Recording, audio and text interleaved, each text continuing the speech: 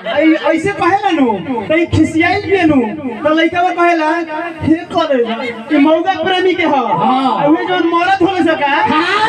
जा तरह तो जो ऐसे ना जा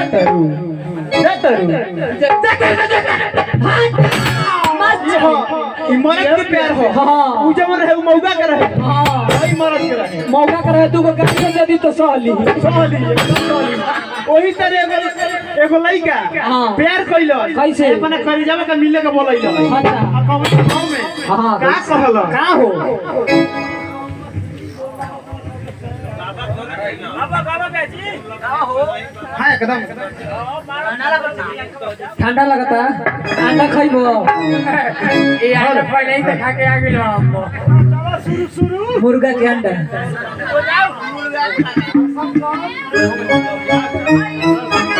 आवा भैया हां जी चली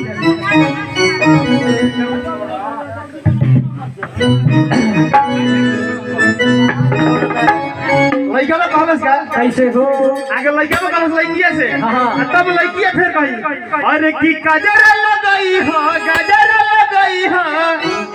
अरे की रूपवा सजा के आ जई हो ई लइका बा कहलस अच्छा कहला था ई लइका बा कबट रहे अरे की गजरा लगई हो रूपवा सजा के आ जई हो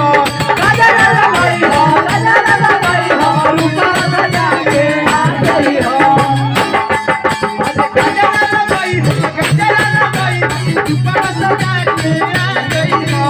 गजरा लगाई हो रूपा सजा के आ गई हो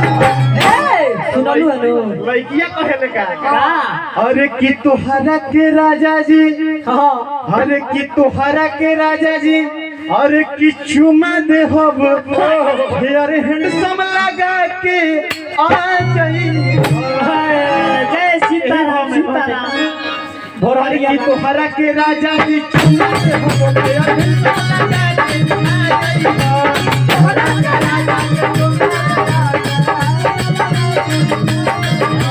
तोहरा के राजा